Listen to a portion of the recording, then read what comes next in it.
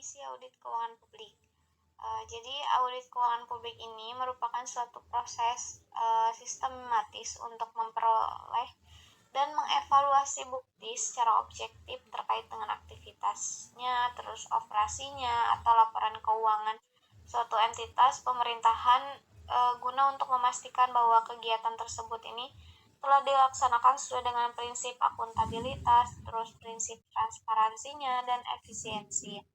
Nah, audit ini juga dilakukan oleh lembaga pemeriksaan yang independen seperti Badan Pemeriksaan Keuangan atau BPK di Indonesia yang memiliki kewenangan untuk menilai penggunaan anggaran negara dan pelaksanaan program pemerintah. Nah, tujuan utamanya ini untuk memberikan jaminan bahwa sumber daya publik telah digunakan secara bertanggung jawab dan sesuai dengan ketentuan hukum yang berlaku.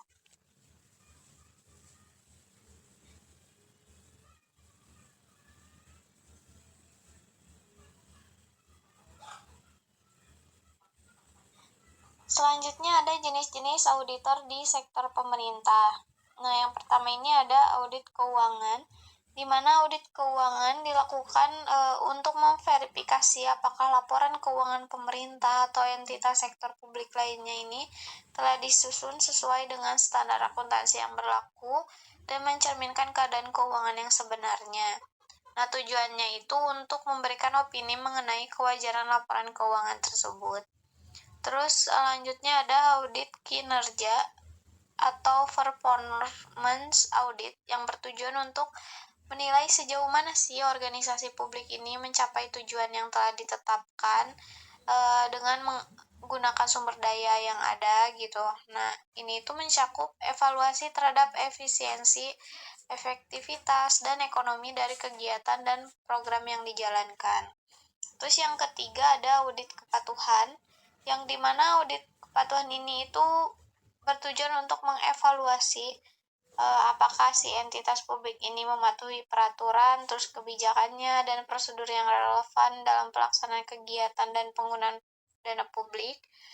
Terus audit kepatuhan ini juga sangat penting ya untuk memastikan bahwa tidak adanya penyalahgunaan atau pengelolaan yang melanggar hukum. Terus yang terakhir itu ada audit sistem pengendalian, di mana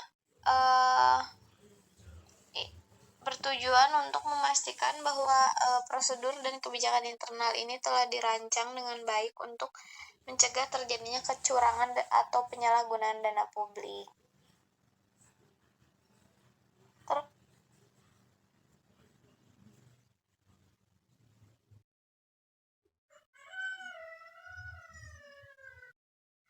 Terus yang selanjutnya ini ada peran pengawasan keuangan publik.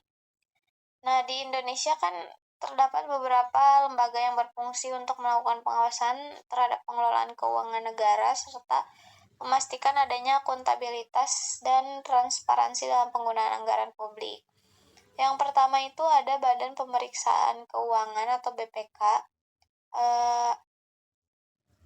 Yaitu lembaga negara yang bertugas untuk melakukan audit terhadap pengelolaan keuangan negara.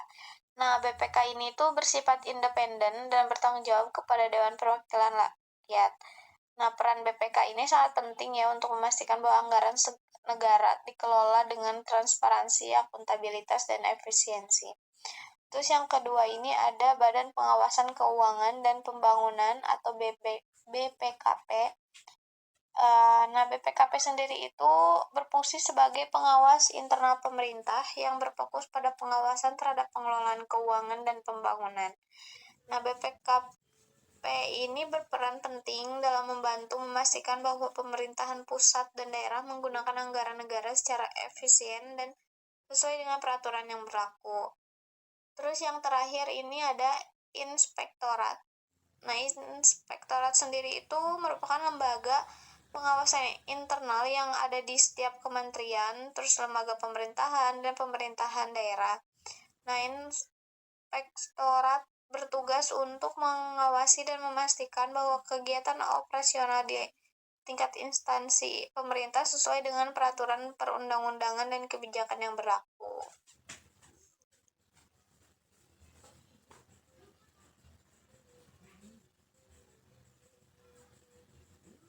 Yang selanjutnya ini ada prinsip-prinsip akuntabilitas dan transparansi. Menurut Mardiasmo tahun 2018 menyebutkan bahwa akuntansi publik adalah kewajiban pihak pemegang amanah untuk memberikan pertanggungjawaban, menyajikan, melaporkan, dan mengungkapkan segala aktivitas dan kegiatan yang menjadi tanggung jawabnya kepada pihak pemberi amanah yang memiliki hak dan kewenangan untuk meminta pertanggungjawaban tersebut.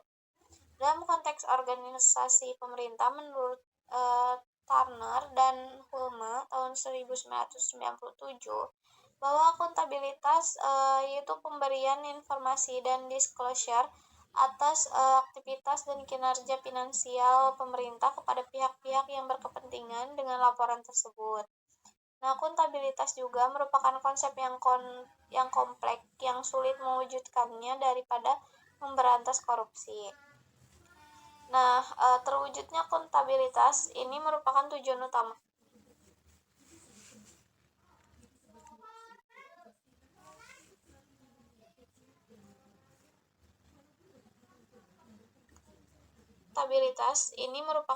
utama dari reformasi sektor publik. Tuntutan akuntabilitas publik ini mengharuskan lembaga-lembaga sektor publik untuk lebih menekankan pada pertanggungjawaban horizontal, bukan hanya pertanggungjawaban vertikal. Nah, tuntutan yang kemudian muncul adalah perlunya dibuat laporan keuangan eksternal yang dapat menggambarkan kinerja lembaga sektor publik. Terus transparansi, yaitu prinsip penting lainnya yang mendukung akuntabilitas. Nah, transparansi ini itu mengharuskan pemerintahan untuk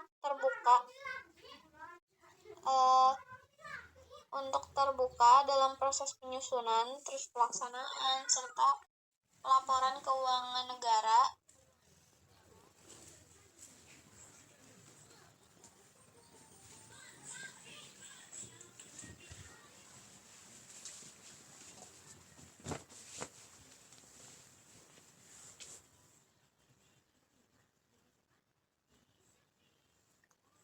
Ini itu mengenai anggaran, terus penggunaan dana publik, dan hasil audit harus dapat diakses oleh publik secara jelas, tepat waktu, dan mudah dipahami.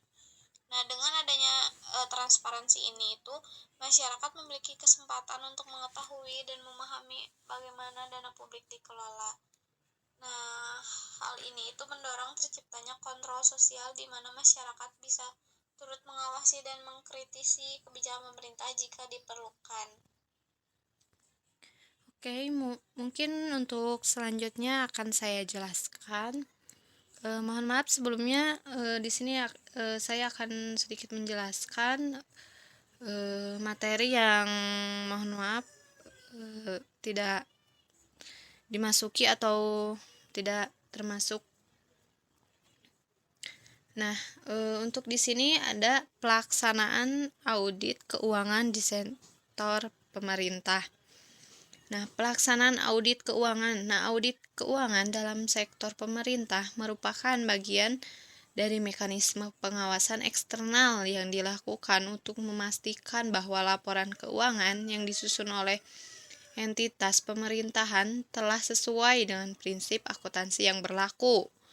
Nah, khususnya standar akuntansi pemerintahan atau bisa disebut dengan SAP.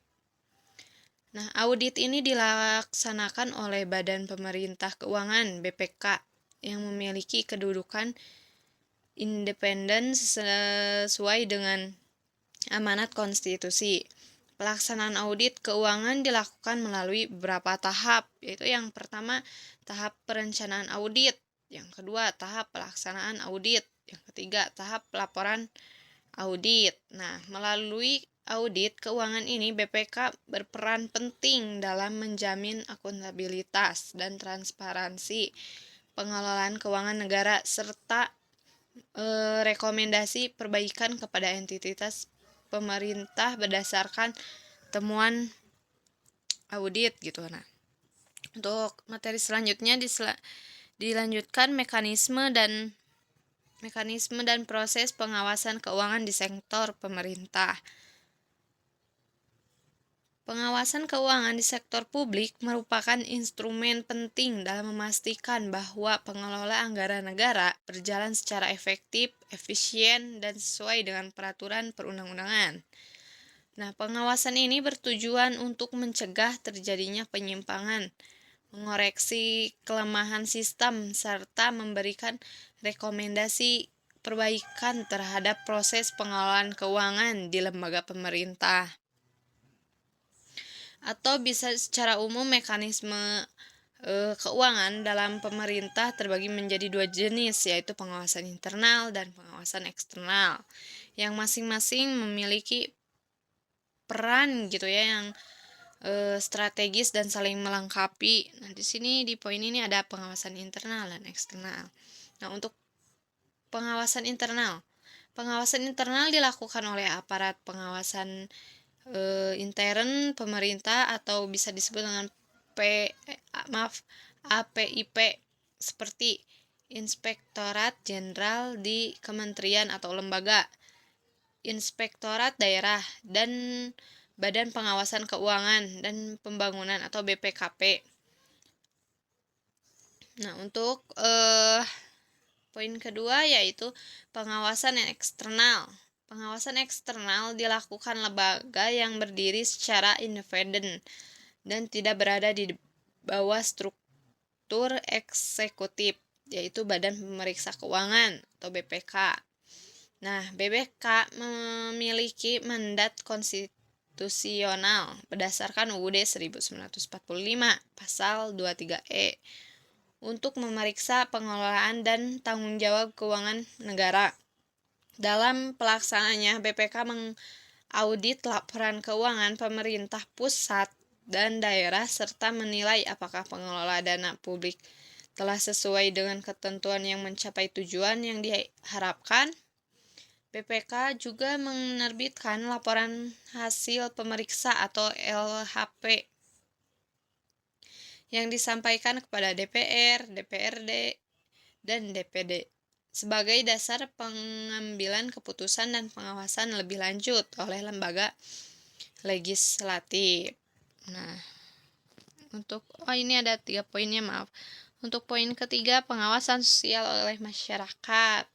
Nah, selain pengawasan formal oleh lembaga negara, pengawasan keuangan juga dapat dilakukan oleh masyarakat, media massa, dan organisasi masyarakat sipil atau LSM.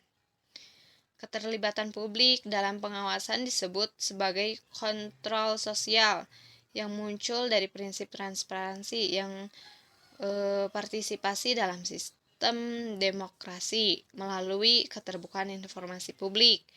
Masyarakat dapat mengakses laporan anggaran, menilai capaian program pemerintah, serta melaporkan dugaan penyimpangan kepada lembaga yang berwenang. Dengan demikian, pengawasan sosial menjadi pelengkap yang penting untuk meningkatkan akuntabilitas dan integritas dalam pengelolaan keuangan negara.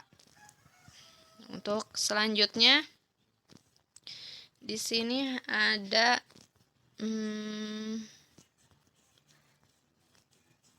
tantangan dan solusi dalam pengawasan keuangan negara. Nah, tantangan pengawasan keuangan negara itu ada yang sesuai dari PPT ini ya, ada 4 poin.